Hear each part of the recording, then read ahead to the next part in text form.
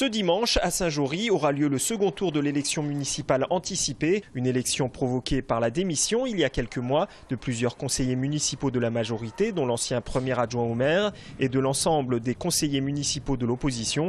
Arrivé en tête au premier tour avec un peu plus de 36% des voix, le maire de la ville estime que les ambitions personnelles sont responsables de la situation. On est encore, me semble-t-il, très loin de l'intérêt général et que c'était plus pour des intérêts particuliers. Qu'aujourd'hui on se retrouve sur des élections municipales anticipées à 1 an de l'échéance. Derrière, ça en coûte aussi pour les contribuables parce que c'est pas neutre des élections. C'est en gros aujourd'hui aux alentours de 15 000 € pour une collectivité.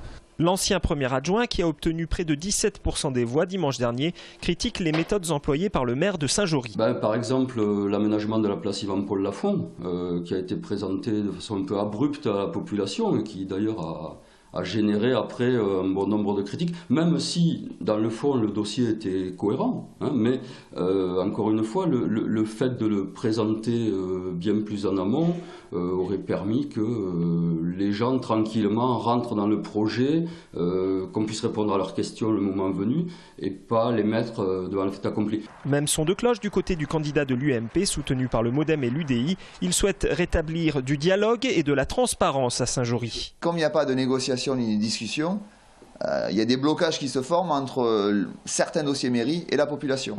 Donc il faut vraiment rétablir un dialogue, une discussion, parce qu'on est d'accord ou on n'est pas d'accord, mais il faut au moins qu'on discute. Une autre liste de droite emmenée par Yvan Thiebaud sera également présente dimanche prochain. Une absence d'alliance de l'opposition qui pourrait bien profiter au maire sortant.